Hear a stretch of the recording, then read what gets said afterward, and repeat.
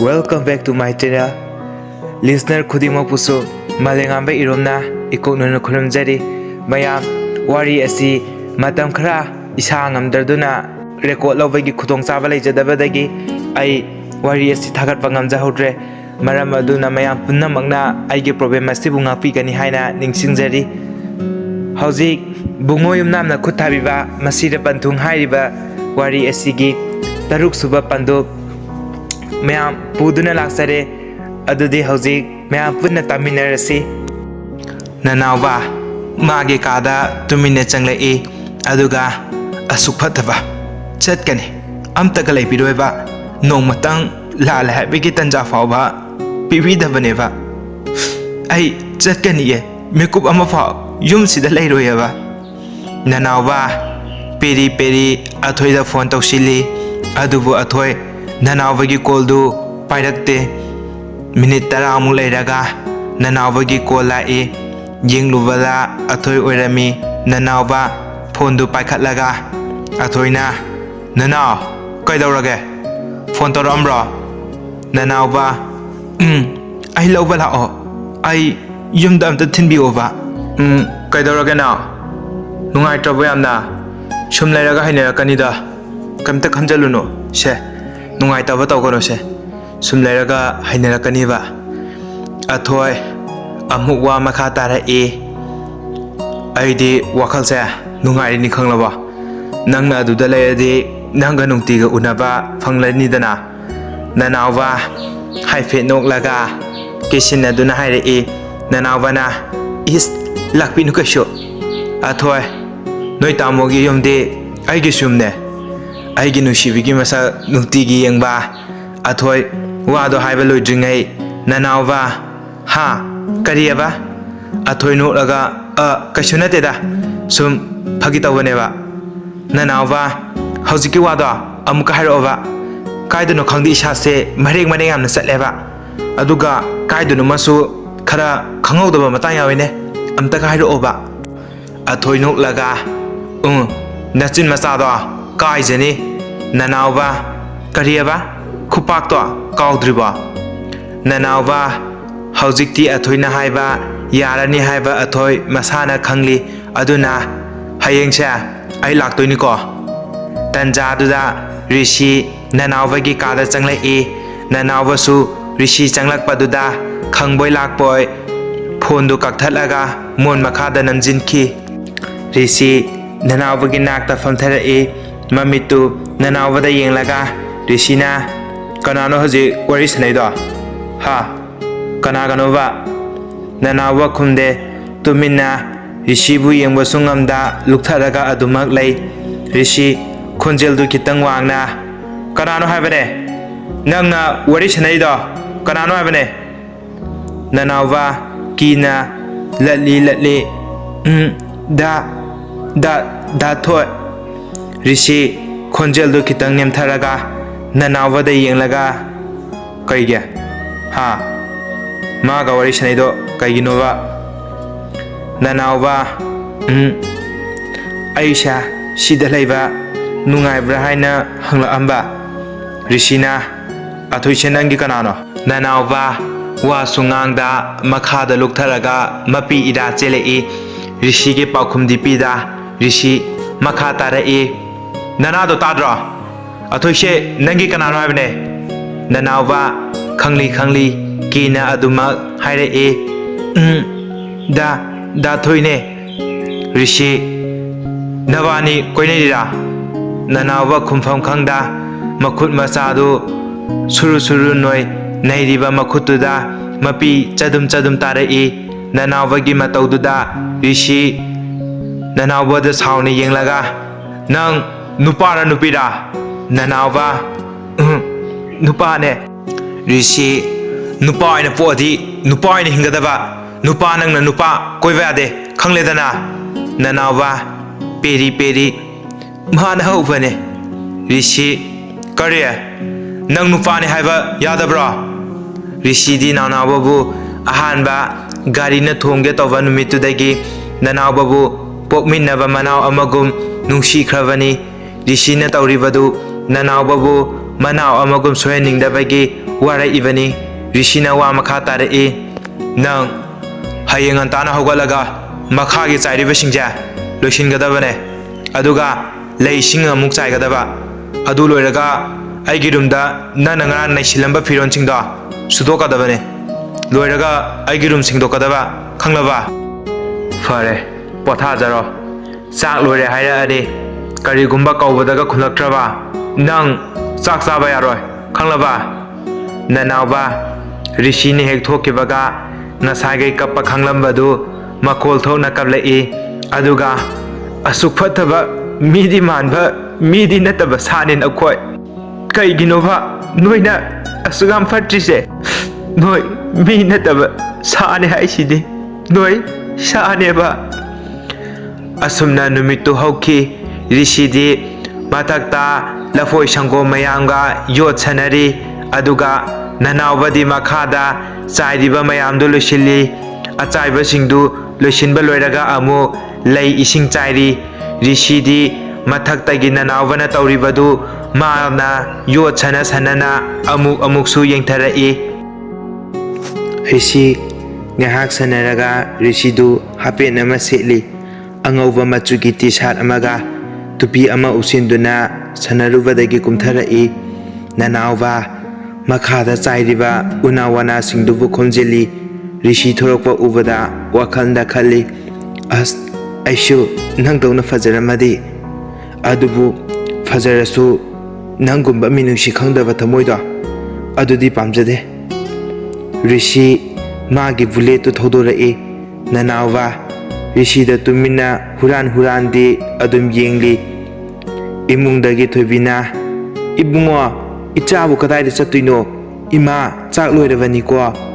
Rishi kuiroye ima asabak tong da chatluge tawbane ado chak to aina thingasu ima hoy adum chathupiramo. Damen khabar paraga lairambadu machana chatkibadu damen chu yenghori. Rishi tasengna fajai kuchu ngawi mamisu koiraunaraga parapna wangi tasengna. Rishi yengbada asuki matik ningthijai mipum khudingmakki pukningbu huba ngamba saktamni mahakbu ubada ngaudaba kanasu leite. Nanauba chairiba singdu loisinba loiraduna imungda change tawi. Thongalomdagi gari ama thaujalai athoi gari do khamlaga phagi tawna harai. Haima angangse lakna bire fajana lakpada ngaijari. Damena athoi laklibara taurunu noi tamona taujani haibu yade. Athoi noklaga hero dudi hawakhraba pabwa. Damena khangdreda icha athoi nangi natause magi wabu magi gari machadu thaudoaga thokhibada ngairibani. Damen nanaubada onsinduna icha tomba namadu noi dada thoigi cha puthura o hayo. Athoi yare pabwa ai yumdagi kaino khara chasile. Damena o fare natausu thapna di chalam khiroi gari machadu thaudokhibada ngairibani.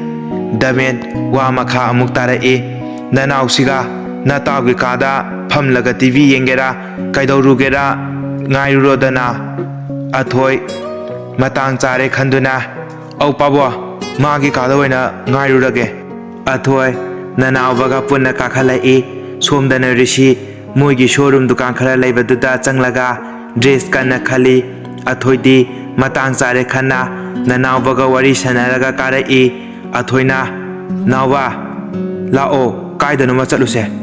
Nanauba mamito khanglaw lauthoaga kaidano dathwa.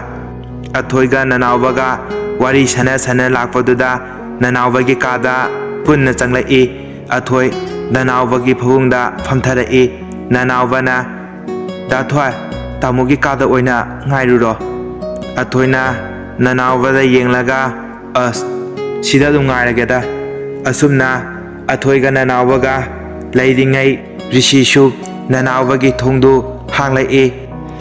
Athoiga nanaubaga leirammiba mataududa Rishi thongdu lonsilaga makhutta pairiba khaudu paiduna thoki. Nanauba athoida mamitu paina yengaga aduga athoigi pambomda kinna thilli. Nanaubana ꯑꯩ ꯉꯁꯤꯗꯤ ꯂꯣꯏꯔꯦꯗꯅ ꯑꯩ ꯂꯣꯏꯔꯦ ꯍꯥꯏꯁꯤꯅꯤ ꯑꯩ ꯄꯨꯡꯂꯣꯏ ꯂꯣꯏꯔꯦꯕ ꯑꯊꯣꯏꯁꯨ ꯒ꯭ꯌꯥꯟ ꯇꯥꯗ ꯃꯇꯥꯎꯒꯤ ꯃꯥꯡꯗ ꯏꯀꯥꯏꯕ ꯍꯥꯏꯗꯨ ꯑꯣꯏꯅ ꯑꯊꯣꯏ ꯅꯅꯥꯎꯕꯗ ꯌꯦꯡꯂꯒ ꯐꯤꯔꯣꯜ ꯂꯣꯏꯁꯤꯜꯂꯛꯑꯣꯅ ꯅꯅꯥꯎꯕ ꯑꯩꯗꯤ ꯐꯤꯔꯣꯜꯁꯨ ꯁꯤꯗꯒꯤ ꯍꯦꯟꯅ ꯂꯩꯇꯤꯌꯦ ꯑꯊꯣꯏ ꯑꯣ ꯁꯦ ꯐꯔꯦꯁꯦ ꯅꯪꯒꯤ ꯐꯤꯔꯣꯜ ꯈꯔ ꯂꯩꯔꯨꯁꯤ ꯇꯧꯕꯅꯦ ꯑꯗꯣ ꯂꯥꯛꯑꯣ ꯁꯦꯠꯂꯤꯗꯣ ꯑꯗꯨꯝ ꯁꯦꯠꯂꯛꯑꯣ ꯅꯅꯥꯎꯕ ꯗꯥꯊꯣꯏ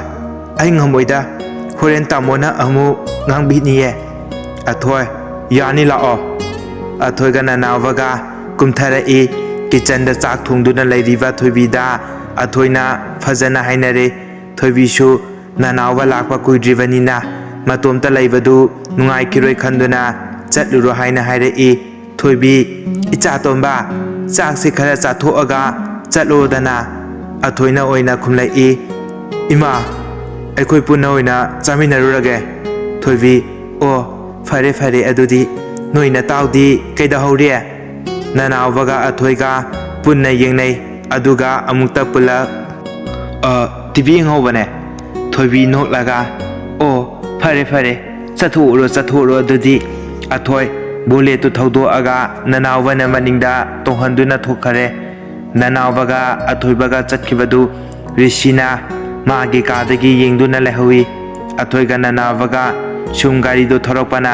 ꯐꯥꯁ ꯐꯨꯗ ꯑꯃꯒꯤ ꯃꯃꯥꯡꯗ ꯈꯥꯝꯃꯤ ꯅꯅꯥꯎꯕꯒꯤ ꯑꯃꯟꯕ ꯐꯤꯖꯣꯜꯗꯨꯗ ꯑꯊꯣꯏꯗꯤ ꯁꯦꯡꯅ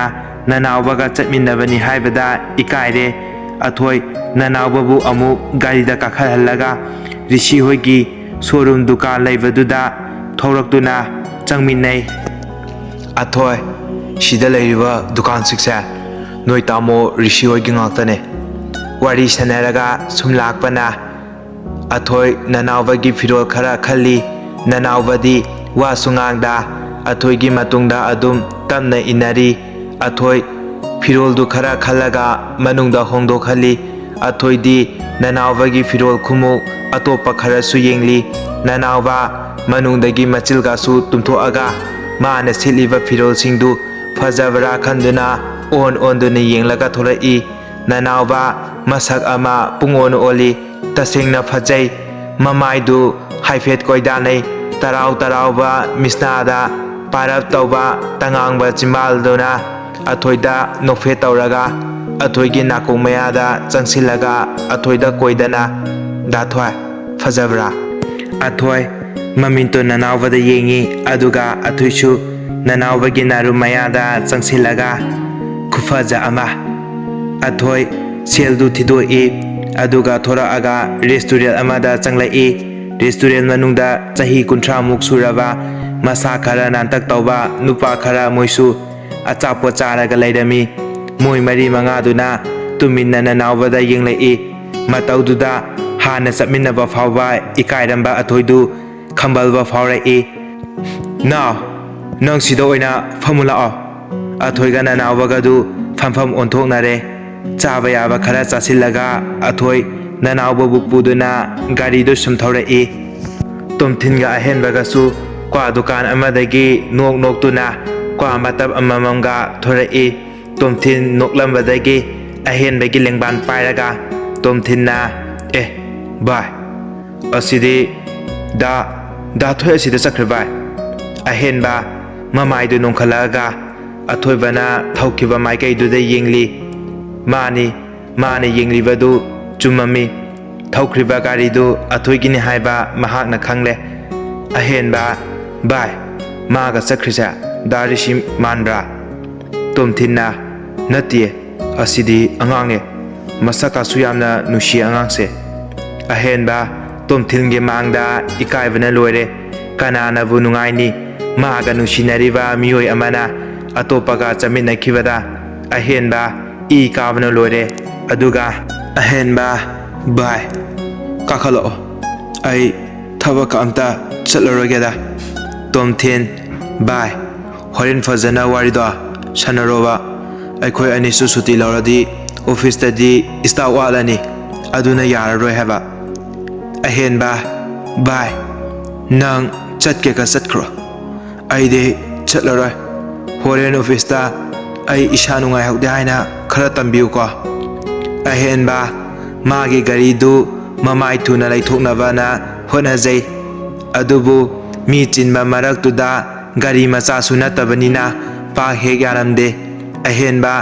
athoigi gari maningda tapna tapna thauraga tanara somdana athoiga nanawaga noklaga kenaraga gari du thauri athoina kana konjo he tahawjani ko nanawa aina kana koladi na sizajani athoi nanawa na thajadana adumna ga tarakpaduda no aduga now kana konjo nanawa tungdagi athoigi managanda mamai do losilaga nanawagi makhut machaduna china kolaga aduga athoigi mabuktada khujinna haife chiklaga sidai hena kamaina kolo haino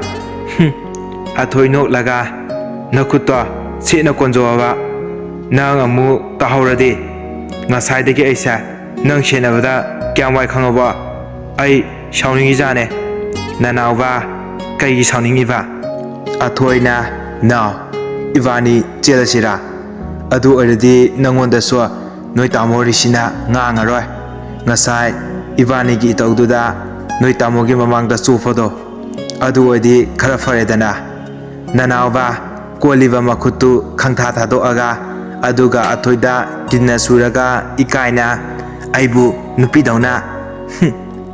tungdagi ahenbadi mangda tawnariba maong singdu mit yamna narabani thomlaga anima hatu asira fawa khali nongsu tamna tamna tarakpa haurai anidu manang nakpada lairamba garden amada nongdu thupa oina chinjinki mi suyamna laitaba sang macha macha khara laiba adomda changlai asumna athoi amadi nanawa anidu wari saduna famlingai athoi gi fonda ring ama lai yenglubada ahenbegi oirami paikhatuna athoi jan ai thaba khara tawriye kona tawrage ko phone du kakthatli ahenba athoi gi tawriba maongduda tinglauri asawbadu phathaba ngamdaduna athoi begi nakta changlei aduga ahenba mokhang metlaga athoi da yengna o thabak sa yamna chiliba jani ne ha thabak sidi fajana chilleba natra athoi nanawagi makhut nalambadu khangboi kaiboi phat thadokre ahenba nanawada mamitu khane yengi aduga athoida amu onsilaga mase kanano athoi rishigi manau nupa dune menangwa ahenba rishigi manaufa leite athoi handak talawrubadune ahenba nanawbana famliba table duda pop launa thilli aduga mamitu nanawada yenglaga hai lamja sara lawai macha nang afawam na sare ne ha sahi matang duga noi nama na paduna lairi katam halaktraba ha sumaina sum thado aga lairi sha ngasai dagi tumi lairamba nanawadu mama mapa palakpaduda nanawa phuk hawali aduga ahen bagi ngaksam duda metli amurak anirak mamai duda kinna thinjali nanawa thabaka surakpo oibagi ahenbana mukpa ngamdre aduga ahenbada khana yenglaga hairei homo nang oina nama na pada phajilalo nanawa athoida amu onsilaga aina ori phibamsa nangna ohenbade aduga masigumba tukatchaba lambisida pusinabu honabasu nangna ne nangna nanawadu ahenbada yenglaga hairei nupadi nupa oina hingo aise nupane noige asigi bondu sina lambi sida pusanabu honarakpane khangledana noi gumba sidi tukatchai thui nanawa matin chilamlaga nong marak tuda matomda thokre ahenba nanawada singna duna lawai anga lamja sara nangaina kaidau nungdadi lemna tharoi khango